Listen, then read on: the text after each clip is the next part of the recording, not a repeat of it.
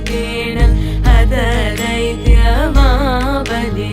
घोररूपे महारावे भैरवी नमोऽस्तुते शिवदूते स्वरूपेण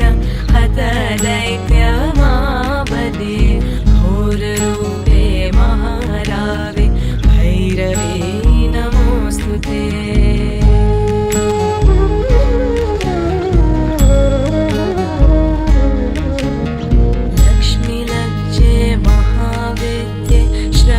पुष्टि स्वदे तुभे लक्ष्मी लज्जे महाविद्ये श्रद्धे पुष्टि